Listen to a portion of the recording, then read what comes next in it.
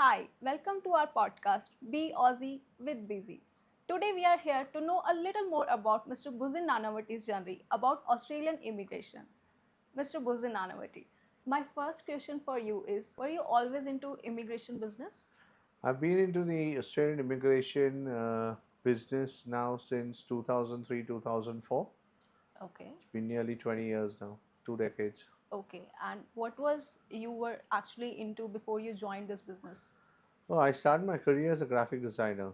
Oh. So I was a graphic designer by profession, Uh-huh. and I used to have my own advertising agency, marketing company. That was in the 90s. Then I basically used to have a training class. Okay. So ran the business till 2003 March, the end of March. That was in Bombay. So Okay. that was basically what my key thing is. So from graphic designing to Australian immigration, so how both the things are really very different. So how you got from graphic designing into the Australian immigration business? Yeah, that's good question. Basically, my field was always marketing, Yeah. and I applied. Before that, I actually went to Australia. Okay. So in 2002, I went to Australia, New Zealand. I fell in love with the place, Oh. and then I wanted to apply. So I met an agency, Hmm. which was supposed to be a national agency in India, Okay. and applied through them. For your So PR. for my PR. Okay. So then they called me and told me that New Zealand's closed down. So, we could help you for Australia.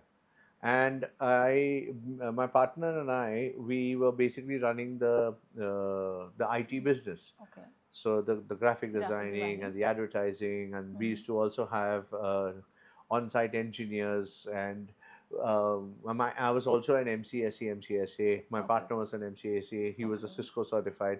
Oh. So we used to do a lot of things all related to IT. We had a big team with big staff, but at Hmm. that time, IT market was going down, and then my partner decided to move to Canada and US, Okay. and I was not too inclined moving that side of the world, Hmm.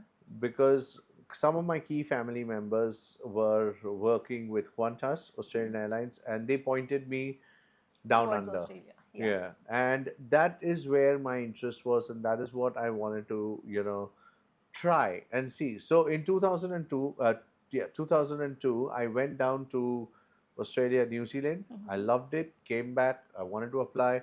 Couldn't find the right agency. Found one agency who was basically doing it. So Hmm. I asked them. We tried for New Zealand, but then New Zealand shut down. That was in November 2002. And Okay. then December 2002, I get a call from an agency and say, you know what, Australia is open. Would you like to After try? 1 year. No, no, no. After Same. 1 month. Yeah, after 1 month. Okay. So in 2002, I got a call again in December, and they said yes. It's like, okay. So I went to the agency and I asked the manager, I said, yes, how do I qualify? Hmm. So I shared my resume, all about IT, everything related to that, and asked them, so what do I do? The only question they told me, no problem, just give your resume Hmm. and we'll work things out, not a problem, Hmm. and you will get your visa. I was Oh, like, okay, what do great. I have to do? Yeah, you just have to pay a check of 1 lakh of rupees to start Okay. with, Okay. and the remaining, I think they had charged me around 2.5, 3 lakhs. I'm not sure, and Okay. the remaining 1 lakh or so will be later After on. the. Yeah, after the second installment. Hmm. So I had no clue about the process. I had no clue about any of these things. So I just got in blindly. So I still remember in January 2003, I started the process. Okay. February 2003, one of their Mara agent Hmm. apparently came down to India Hmm. and discussed about the application. And Hmm. at that point of time, I realized that nowhere near to start of my process was even done. Even after 1 month of the process. Yeah, about 2 months after, two or 3 months after the process. Oh. So I questioned Amara and I asked him, but he was an Indian origin Hmm. who turned Australian immediately the minute I asked him. Oh. couple of questions about my application. Yeah. So I was pretty taken aback. I spoke with the manager. I said, "What's going on?" Now, March 2003, our business closed. The IT business, which I told Yeah. you, my partner left. We dissolved. It closed. So I was quite free. So Mm-hmm. I asked this lady, who was the manager of this company, Hmm. if I could work there. Because Okay. the best option is if I work in the organization, I could Yeah. at least look into my application. Yeah, correct. So finally, I worked on a pro bono kind of a basis. There was no remuneration or anything that was basically looked upon. I just said, look, just let me work, let me understand. If Mm-hmm. you just give me some guidelines, let me understand. Mm-hmm. When I started working over there, I realized I was the first client for the company for Australia. Oh my God. Yeah. And I was like, okay, wow. And the knowledge that I had, which was nothing for Mm-hmm. Australia, was the same knowledge that the agency had. Oh. So they were also depending on the Mara agent, Mm-hmm. who was also very new because he didn't have that knowledge. Mm-hmm.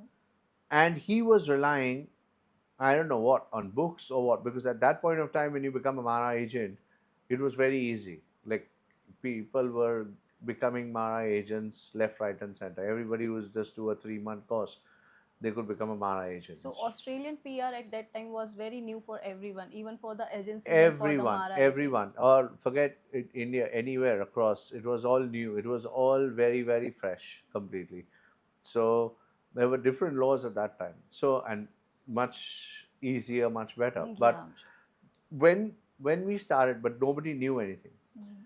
So then, as I said, my family was more inclined. Like my certain key members, they pointed me across towards Australia, Mhm. and I decided to go back again while my process was on. Okay. And when I went back, I started meeting some lawyers In Australia. in Australia, in Melbourne. Oh. And in Melbourne, I met a lady who basically wrote certain chapters on the code of conduct of immigration law. Oh, great. And that was a big break for me because she basically guided me Hmm. with my application. So it was basically the agency that I was working with trying to do my paperwork. So I was guiding the agency to get the paperwork done in this ways. Yeah. The agency was guiding the Mara agent, and I was guided by a professional immigration lawyer. And Mhm. that's where I learned the difference between an immigration lawyer and a registered migration agent, and an agents or agencies who are not um, registered. Registered Yeah. anywhere. So that is basically when I realized those things. So anyways, the process went on. Mhm. We kept doing it. The agency had about 10 applications. So my application was first. I dragged in another guy who I knew. So Okay. two, and there were about eight Eight more more. applications. Yeah. So apparently I left the agency. I worked with the agency for about 6 months or so. Mhm. And then I started moving to Australia, trying to find more, The scope, more revenue. process. Yeah. So I tried to find more ways of where I could find more agents or lawyers or how this process worked. So it was always better to get into the land Mhm. to know the land. Yeah, correct. So I went into the land. I started knowing the people, understanding the people, Mhm. started understanding how this whole ball game works, who does it, who are the people that are there. So I started the Australian immigration business like from the scratch. That's really very interesting. Yeah. So from the beginning, from the scratch, I started, met people myself, started, getting knowledge, started tying up with these top lawyers in Australia, started doing my own application. And I still remember I got my application as well as my friend who was there, his application. Mhm. We got our applications done by December 2004. Okay. Yeah. Nice. So we got our visas, we got our stuff because of that law firm in Mhm. Australia, in Melbourne, Mhm. who actually guided me, where I guided the The agency in agency India, who guided the who was Mara, supposed to process for you. yeah, who was supposed to guide me. Yeah. And it was a reverse case because I was really guided because my lawyer who was, and she helped me. She just helped me on a pro bono. She really just went out of her way and we really connected. She helped me on a pro bono. She kept guiding me throughout my process. And at that point of time, we found out that the Mara agent was pretty new in this, all of this. He was pretty new and he was not very well aware of Okay. How to how the process the process visa. works. Yeah. It's not every doctor is a good doctor, something of Correct. that. Yeah. So unfortunately, and I heard, and I can't commit or quote or confirm, but I heard from the agency that I was working and who was handling my case that only 2 applications were selected, the remaining 8 were all rejected. Okay. So those two that you were working on got selected, Yeah, and the other 8 were got rejected. rejected. Oh, interesting. So where, how, I don't know. It was not my business, not my concern. So I don't know. But that motivated me to go out in the market because Australian immigration is so difficult and so stressful. That helped me to get more applications and clients. Now the lawyers who helped me, the law firm, they were based out of Australia, and there is always a cultural gap between Indians Indian and Australian. Australians, Yeah. and so I was the one who started by bridging that gap. So what I Okay. was doing is I was like their documentation person. So they would advise me, guide me of how to collect those documents so that they could lodge the application. So that's how I started. So I started taking advice. So I was like a translator for them. So they were basically guiding me, and I was to basically translate it in Indian English language, which our folks can understand. And then slowly, we started, and I started building. So I started working out from a coffee shop. Okay. One laptop, one mobile. I still remember the dongle for connecting For to the the internet. internet. Yep. And coffee shop was barista. So either I was in barista or cafe coffee dough. Okay. That's how I started basically my immigration process. So I used to have clients come, clients meet. And from the beginning, I had a policy. I will only take up an application if there is a good chance of success. That was my policy from day one, And which is currently your motto as well. which is currently our motto. So we started that particular journey. And when we started that particular journey, that was in 2005. And then we moved on. And then I came down to Pune and I based over here in Pune. And when I got based over here in Pune, I was working out of my house. So I had a bungalow where I was working out of my portico. And then slowly, I started getting a name and a fame, and people started coming to me. I wasn't advertising, I didn't have a website, nothing. All Then just word of mouth. everything, just word of mouth, because one goes, he brings three Yeah, across. correct. It was something of that sort. And I was all alone, all by myself, collecting documents, passing it on to our lawyers. They were doing the entire application. And from that time, and which is like 20 years ago now, from that time, I realized Australian immigration is not cheap. From my experience, as well as so I keep telling people, and I would like everyone to know that Australian immigration is not cheap. It is expensive. If you throw peanuts, you will get monkeys. If you want professional lawyers to do your application, you have to pay them their fees, their charges. They are professional, they are expensive because they are professional. So, this is where I always saw through my journey. I know so many agents and lawyers in Australia who have started or who have been in the business, but they don't either specialize on all types of visas or certain types of visas.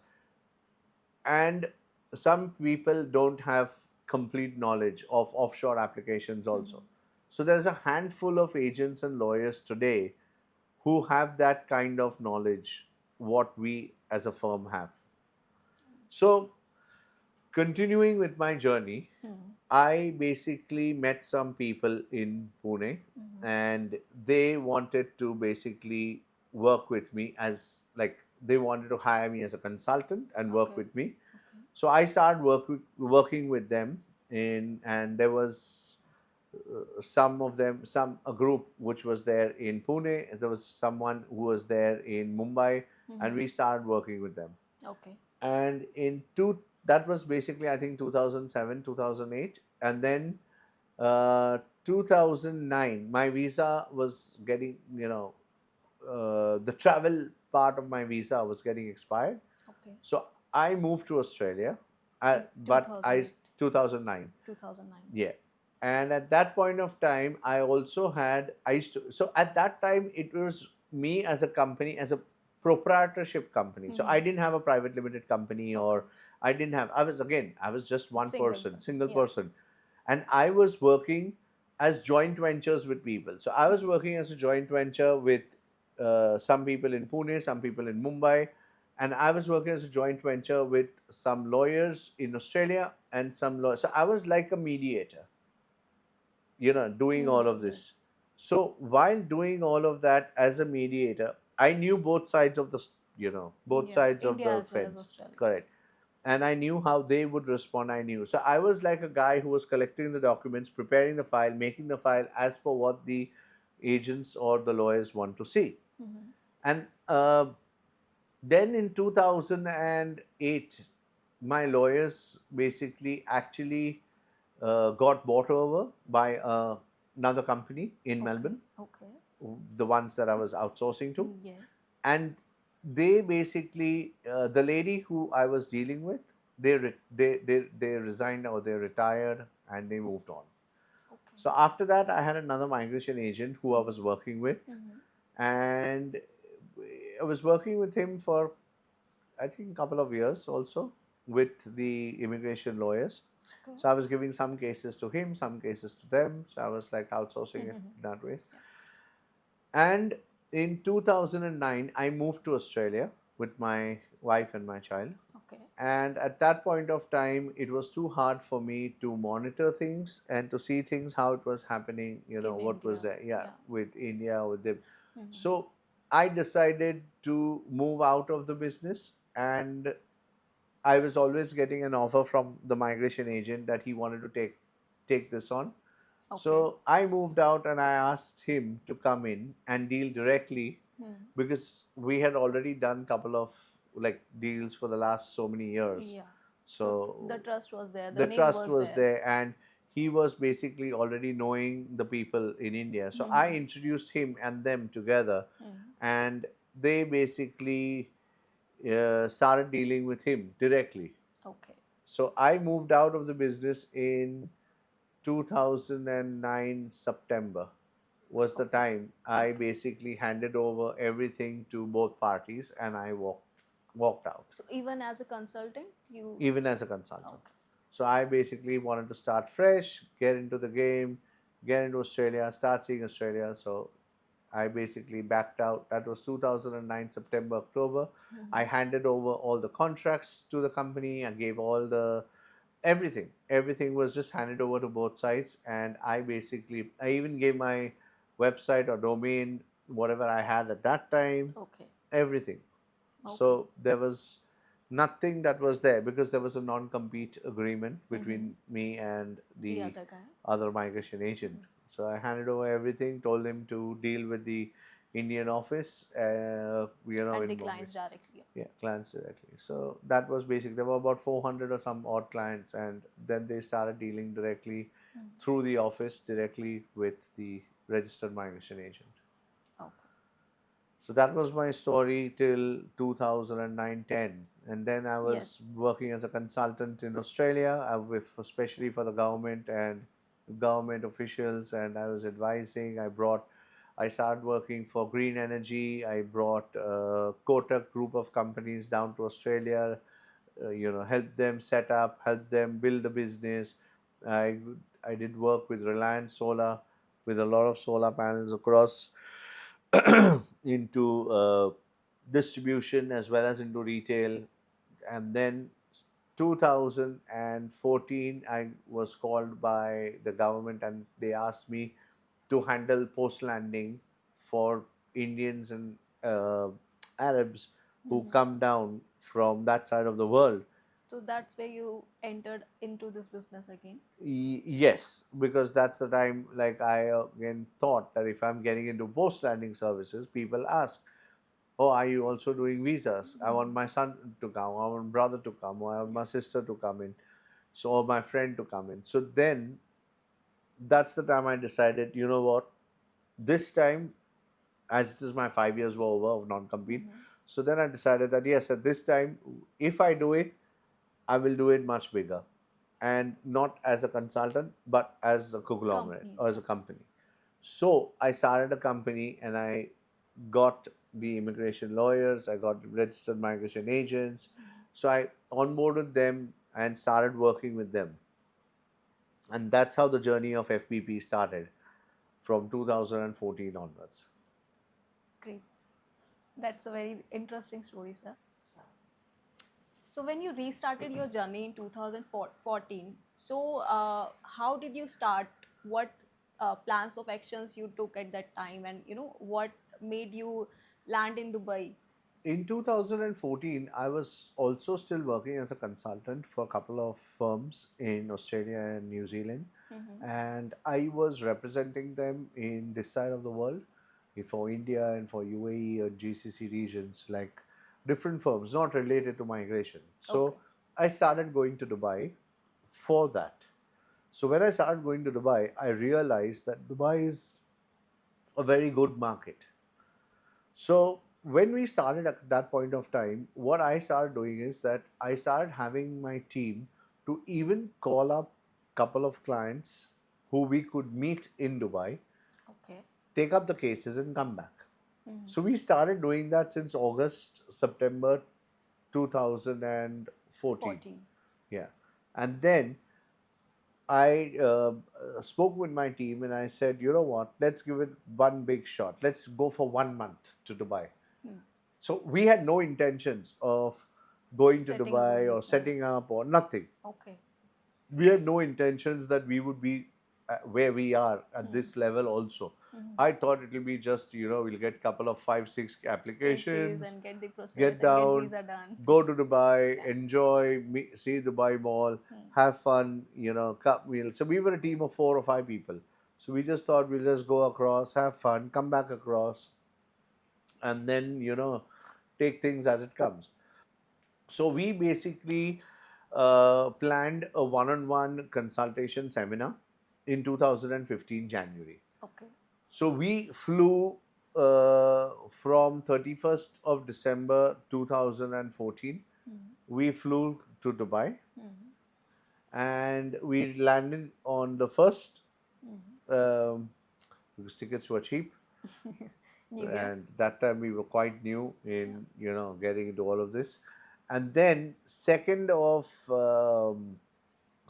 of January 2015, we started with our consultation, Okay. and we went on till 23rd, 24th of January 2015, where we in within 20 days we got about 35 clients. Oh, that's great. And we had so many clients where we had to turn around and say, please go, Oh, because we can't, because yeah. we were talking, and my lawyers as well as my registered migration agents who were there Mm-hmm. at that point of time, they were all talking from like 10:30, 11 o'clock till 12 o'clock in the night. Okay. So that was so overwhelming. You didn't Very overwhelmed, expected that. very Yeah. overwhelmed. So that's the time I said, yeah, you know what, I need to This be is it. here. Yeah. That's really nice to hear. After this overwhelming response in seminars, so what, as you just mentioned that it was, you were not planning to set up a business there. So I'm sure that this was a seminar that you guys actually planned that this is it, this is what we want to do. So what you did after that? Actually, we never thought it would be this big, as I mentioned before. Also, we Yes. all we just thought that okay, we are doing a seminar for 20 days. Maybe we'll get about 20 clients, 10 clients, 20 clients tops, Mm-hmm. and then we thought we'll take them, pack them, get them to here, come back again in March, do this. But when we saw 35, 33 to 35 clients coming out of this particular seminar, that's when I decided, you know what, I think we should have a office or a base in Dubai. And Okay. at that point of time, it was me and one of my colleagues from Mhm. Australia, and we were running around like actually like headless chicken. We had no clue about Dubai. We had no help from anyone. We didn't know anything, and we just moved around like headless chicken. And finally, with the grace of God, we got an office in Latifa Towers. Okay. Yeah. So Latifa Towers, we were there for 8 years approximately, Okay. and then we moved to basically Aspen Tower in on Sheikh Zayed Road. So, according to you, what do you think? Why Dubai is the bigger market for immigration, Australian immigration? Is it because of mixed culture and different nationalities? Okay, yes, but the most important reason is UAE has the locals, the Emiratis, are only 15% to 16%. The remaining 85% are all expats.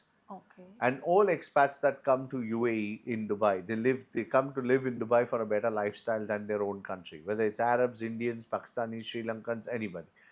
But when they step into Dubai, they don't want to go back. They want to Correct. move forward to Correct. another country. Yes. And Dubai was one place where I saw that there was not many Australian immigration or Australian knowledge also besides Mhm. cricket. Okay. Okay, was basically Yeah. there. Yeah. So that's when we went and we started exploring and advising and talking and giving people an idea that you know what, life down under is not bad at all. Mhm. It's much better and it's much easier and more fruitful than other countries that they were looking for or looking at.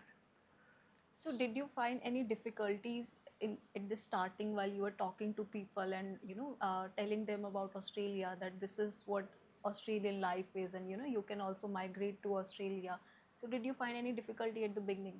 Yes and no. People who didn't have any knowledge about Australia or didn't have any family down under, and you know, they were like oblivious to what the whole country continent even looks like. Mm-hmm. Yes, to those people, yes. But to people who had family and who had, you know, people who are doing things for them, it Mm-hmm. was much easier. Great. So, So, tell me also about 8 years that you guys spent in Latifa Tower. So, how was it? What was your journey? I'm sure many memories must be. many, Yeah. many memories, many applications, many cases. It was really a very good journey. 8 years, and my landlords were very nice, very good, very accommodating. You know, helped us in every aspect, in every way. You know, while we were there, Mm-hmm. and I cannot, you know, deny any fact of their helping us, and I appreciate everything that they have done for us. Because of them, because of our landlords, we were able to sustain and we were able. They were very sweet even during COVID. They Mm-hmm. were very sweet and they helped us pull along. The only reason why I moved from Latifa Towers to Aspen Towers is for a bigger space, and that's about it. In 2019 August, I moved to Australia, where I had, you know, some meetings and some stuff. So I moved back with my family to Australia in 2019. In 2020, I still remember 16th of March 2020, I landed in Dubai Okay. for a month. So Okay. my plan was to stay in Dubai for a month Mm-hmm. because the office was set up, everyone was good. We had some, you know, 3 or 4 staff. The remaining of us were in Australia, so we came in over here. So we landed on March 2020, or 16th of March, and 18th of March was lockdown in Lockdown. Australia. Yes. So we got stuck in Dubai for almost till 2022. Okay. But with the grace of God, we didn't know. We were like, we were told that okay, there's a lockdown, so we have to take our stuff or we just have to move. And we were told in Dubai, I still remember, the lockdown's only going to be for 3 or 4 days, but that lockdown went for more than a month. So March was very unpredictable because everyone didn't know what was What happening, COVID what is. was going on. Everything was very, very Yeah. unpredictable. But from April onwards, things started streamlining and the lockdown started getting pulled off. It became getting more Little lenient. easy. Yeah, getting more easy. And every month we still got clients. Every month we still got applications going through, because this is a notion again which I would like to address to people. Everyone turned around and told me, "Oh, how are you running a business? Because Australian immigration is closed." No, Australian immigration was not closed. Australian immigration was wide open. Yes, they had less staff. It was work from home. Yes, it was in their teething period because, as I said, everybody around the world didn't know what the hell was going on. Correct. But Australian borders were closed. That means people could not enter Australia. But it didn't mean that the immigration process or, a skill assessment or any of these things were closed. No, it was not. And this is because we have all these scamming agents which are there, which we call it at half knowledge, which is more dangerous than any knowledge, Correct. if you ask me. Yes. These are the guys who started saying, "Oh, Australia is closed." A, they don't know how to do Australia. B, they don't know where Australia is also. Believe me, some of the agents, Arshid, that I have spoken with, they didn't even know where Australia comes on a map. Oh, is it? Yeah, and they don't even know that the states or territories of Australia. Okay. So when I And they said that still do Australian PR. yes, well, yeah, everyone, they sell Australian BR as if they are selling onions and potatoes. These agencies across, they start selling. We sell Germany, we sell France, we sell US, we sell UK, we sell Australia, we sell Canada, and whatever comes into Basically, everything on the card. everything. Yeah, everything. It's like basically a vegetable market. We sell all potatoes, onions, tomatoes, whatever you want, whichever is there. Just put your money in and apply, and then voila. If it hits, it hits. If it doesn't hit, God bless you.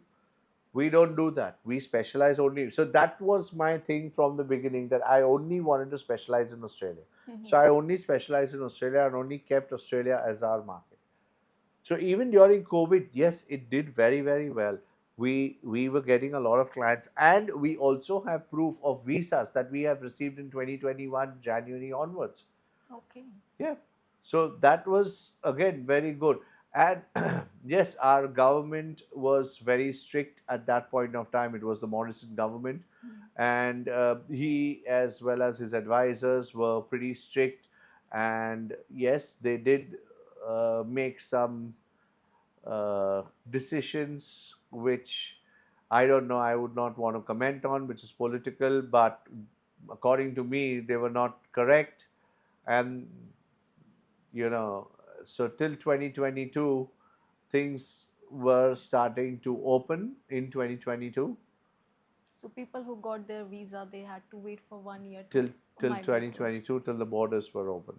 So when did you shift from Latifa Tower, and what was the actual reason behind it? We shifted in, we joined Latifa on in February 2015, and we shifted from Latifa in February, March 2022. Exactly 8 years. Yeah, 8 years. That's Long great. time. Yeah. Long time. Same office, same place, same, everything is the same. Our numbers are also still the same. The only reason we shifted from Latifa is because Latifa, the offices, because we were expanding, and as we were expanding, the offices were not suiting us. Okay. So we went to Aspect. I always wanted to be on Sheikh Zayed Road, downtown Dubai. So we moved from Latifa to Aspen Towers, and the landlord, again, very nice gentleman, very nice person, and the team with Aspen where we are also very nice. So we took most of the offices over there because we expanded our team. We In 2022 we were averagely around 14 people, Okay. 14 staff over From there. 4 to 14. That's a nice No, number. from 4 was in Australia. In Dubai there were only 2. Okay. So 2 to 3 staff we had.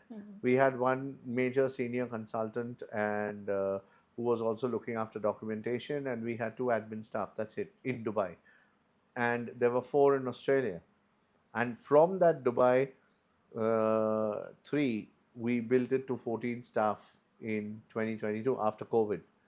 So we did that, and at that point of time, I basically gave my office to run to another gentleman from Europe who was basically managing and running, my office, Your because we had Dubai office. my Dubai office, because we had a contract for about 1.5 years. Okay. So where we basically asked him to, very nice man, but unfortunately he could not cope with the kind of, because it was a new business for him also, Mhm. and could not cope. And in 2023 December, we took it back.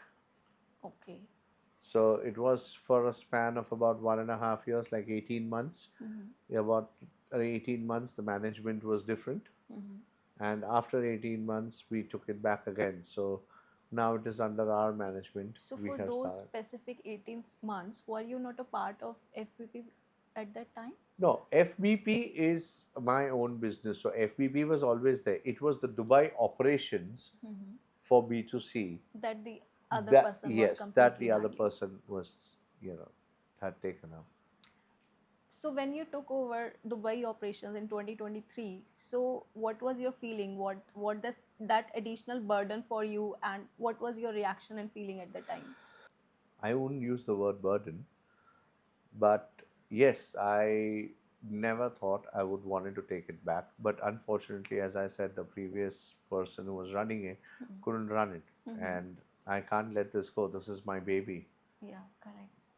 So I started in Dubai, built it, I grew it, I made it into a stance where it goes. So, all right, the story is that in 2023, I thought that since this group has basically is running our business in Dubai, and I had a non-compete, I came to India. So Okay. I came to India in June 2023, where I basically started the migration firm Mm-hmm. called F4 Migration Guru Private Limited. So Okay. we started over here with my parent company, Mm-hmm. Immigration Business Alliance from Australia. Mm-hmm. And we basically, and here in India, we never wanted to do any B2C. We just wanted to do B2B, Okay. looking at franchisees or looking and dealing with other agents and expanding the knowledge about Australian immigration and Australian immigration lawyers and registered migration agents and how to proceed, what to do. My main focus was basically doing that. But when my journey was going in India, the group came to me, from Dubai and said they couldn't continue. So either they had to shut down Mm-hmm. or they wanted me to take it back. Okay. And as I said, it's like It's my your child, baby. it's my baby, and I couldn't let it go. So finally we took it back. So from December, January 2024 onwards, we've taken up the operations again. But it's like if you have another cook coming into your kitchen, things are not going to be the same as you left them. Mm-hmm. So currently, it's a bit of a cleaning process, Okay. I would say. Mm-hmm. So as I am cleaning, things are getting cleaned and coming back into the To the same track stance and the slowly. same, yeah, the transition is there, which is coming back into the same thing. So because we had new management for like 18 months or Mm-hmm. so, and now uh, I've come back again, I've taken it back again. So yeah. As you just mentioned that you have started your operations in India. So what according to you is the difference between Indian market and UAE market? Very different. UAE market, people have the knowledge, people already know. I'll tell you something. If UAE started issuing passports, UAE would not be a market for me, because UAE does not provide citizenships, or any Gulf countries, GCC will Mm-hmm. not provide citizenships. Yes.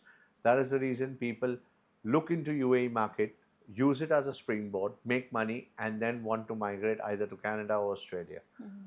So UAE market, people are well versed with how the lifestyle is, what is the kind of lifestyle, and what is the future that they could get, what are the types of future, because people travel from UAE, people go out to Eastern European countries which are cheap. uh, People can afford to move around with, when they are in UAE and when they have the residency visa for UAE. Mhm. So they understand the concept and they want to get out. So they don't want to go back to India or Pakistan, as I had mentioned before. Mhm. So these are the clients who are already versed. They कि मुझे जाना है लेकिन वापस घर उधर नहीं जाना है, मुझे Mhm. जाऊंगा तो फिर कहीं To और a better जाऊंगा, country. any other country, any other place besides the home country which is there. Mhm. So that market makes it much more better for people to understand, and that market will never saturate. 100,000 people leave UAE, let's say every month. 200,000 people come in every month. Yes. So people come in, people go, people come in, people go, and the Mhm. rotation is always there. And Mhm. as I had mentioned, 85% of the expats today are basically, in Other UAE. nationals. All nationalities, all from Arab nationalities to Indian nationalities or Indian region nationalities, it Mhm. is 85%. So there. But where India is concerned, it's a very strange and a difficult market because these guys over here, they don't understand. And it is not their fault, which I keep on, that's the reason we are here trying to educate people and explain to people, as I mentioned before in my chat also, that Australian immigration is not cheap. It is expensive. And it is But difficult. it is difficult, it is expensive. But if you have one non-registered agency saying that, okay, I will do it for 1 lakh, or I will do it for 1,50,000 or something. I'll give you an example. 1 lakh averagely, as I mentioned in a couple of my other podcasts also, Australia has a wage act. I'll Correct. I'll I'll break it down into logic Hmm. for even you and our audience to understand. Australia has basically a wage act.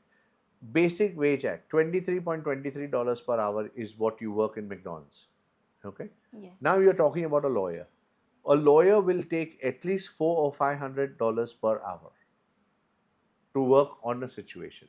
Mhm. Plus you have your office, plus you have your staff, plus you have your, it's not, if you want to get your operation done by a proper gynecologist, you have to pay the fees of the gynecologist. Correct. But if you want a midwife or a nanny or an ayah, as we say in India, Mhm. to take out that child, you pay the ayah fees.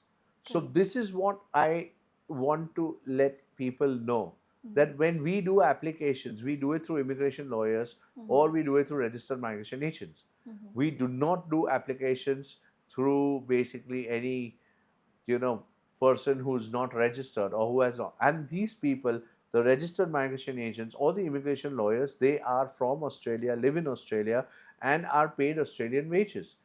Hence, the the fees that are there, which people look at us and sometimes say, oh my god, your fees are very expensive. Oh yes, it is expensive because we are actually having Australians. Correct. It's like in India, you have a Bollywood movie and you have another B grade movie where you have a Shah Rukh Khan look-alike versus versus Shah Rukh Khan. Yes. Shah Rukh Khan will charge Shah Rukh Khan charges, or Of Salman course. Khan will charge Salman Khan charges. But if you have like a Salman Khan look-alike, he's going to charge Salman Khan Look-alike. look-alike charges. Correct. So what do you want, Salman Khan or the look-alike? Yeah. And when you do the look-alike, your movie is not. And when you're producing that movie, your movie is not going to be that hit, Hmm. because at that point of time, it's not. People will come, people will look, and they will. Even if you try to fool them, Hmm. public is not stupid. Correct. They'll eventually know. They will of course know, but at the end of the day, people don't understand. So they invest money, with thinking, it is cheap, so let me invest. Mhm. But I keep saying, you throw peanuts, you get monkeys. So if you want monkeys to do your case, then be it. I have so many cases from India, Indian nationals. They will go around everywhere, every agency, everywhere. They fail and then they come back to us. And when they come back to us, it's like unscrambling a scrambled egg. That's more difficult for you then. Of course, because they've already gone, because it was cheap, cheap, cheap. They've gone, they put it across. You have. It's simple logic. You build a building, a building is built, and you don't use the right concrete, or you don't use the right foundation, you will sell your apartments for a cheap price. If you sell your apartments for 1 lakh of rupees or 2 lakh of rupees versus another building which is right next to it which is selling for 10 lakhs, and if one rainfall comes, this building Will will collapse. collapse versus the other one which stays sturdy even on an earthquake. So Correct. this is your life. Would you want your life to collapse? And whatever you spend for Australian immigration, I tell everyone, whatever you spend for Australian immigration, you can recover within the next 6 months when you're going there. Because again, the Wage Act, which is $23.23 per hour, even applies to you when you go to Australia. Correct. So when you are paying for the services for Australians to do your case, you are also going to be paid the same services for your services to be rendered in Australia. Right. So this is basically what I want people to understand, where then they will get a better vision and a better idea of that. Yes, when people who are registered migration agents or lawyers, when they are charging fees, why are they charging their fees, and why is it at that price compared to all these unregistered migration agents? Every panwala, every lamppost, somebody will stand and say, yes, I will Yes. send you to Canada or Australia. Yes. Correct. The first thing you ask is, bhai, do you have a license? Are you from Australia? Do you live in Australia? Do you even know where Australia is in the map? Exactly. Do you even know where Australian states are? What are the things that you can do in Australia? So, when people don't know where things are and what things are, or what is the political or the economic conditions of Australia, how can they send people to that country? It's Correct. like rather telling the person कि भाई ये boat ले, boat पे बैठ और रो करते जा. It's something of that sort. Yes. So, what are your future plans for your Dubai office as well as your Indian office? Dubai, I want to again expand. I want to expand in GCC. We are looking for franchise partners now, because I've been doing B2C now for the last 10 years. So this March 20, this March 2024. 2024, yeah, we completed 10 years with FBB. So from this year onwards, we've started looking for franchisees. We started looking for franchisees in India. So we have one franchise in Pune and one franchise in Mumbai. Okay. And our Mumbai franchise lady, she's actually from Australia. She's lived in Australia for 27 years. She's done a due diligence on us, and she has come and taken our franchisee. And Okay. she's starting in Mumbai. She was, of course, she was Indian origin, but for 20, she's been in Australia since 94, 95, I think. Okay. And she's got a huge business in Australia, in Sydney. She's been to different lawyers, different agents, and checked, but she was happy with us, fortunately, and she basically opted for our franchisee. So we started this franchise model since January, February, and she has just taken our franchise for Mumbai, which she's still preparing. She's just got a office in SV Road in mid Bombay, Santa Cruz, and we have another franchise which is basically in Pune, in same our area, Boat Club Road, which is here. So we've got two franchisees. Plus, we are expanding by talking to different other immigration agencies. So we have around 30, 35 immigration agencies from India and from UAE who are tied up with us. Majority is from India. They've tied up with us as our outsourcing sales agents. So what they do is they run the business. The outsourcing sales agent model is that they run a business in their name, but they outsource the file to us, Okay. and we basically do the applications for them. Okay. So we are For the happy. franchisee business? Franchisee business is basically they come under our franchise banner. They will basically just advise the client to come and pay through our portal. Once they pay through our portal, they get their incentives or commission, and their job is over. The entire documentation and legalities are done and managed by our documentation team in India and in Australia. Okay. So, Mr. Burzin, thank you so much for telling us your journey. So, one last question before we go. So, what is your future plan? What is your vision now? Basically, now my main vision and my main thing, as I said before, 10 years we've been doing B2C, B2C. and we've we've helped more than 3,000 applications get their positive outcomes. Mm-hmm. So now my vision is to work and tie up with different agencies, set up more franchisees. So my vision is to have at least 100 to 500 associations, which is franchise as well as outsourcing partners in India and in the Gulf. So the more, first, we were never taking applications from any other agencies. We were never working with any other agencies. Now we've started. In India, we have about 30 other consultancies that we are currently working with as their outsourcing partner. So Okay. now we are working more into as a backend, helping more agencies. At least, at least the client's applications will be done. At least the client's applications will go through. At least when the agency, so we let the agency charge whatever the sky and moon they want, Mm-hmm. but at least we want applications to go through.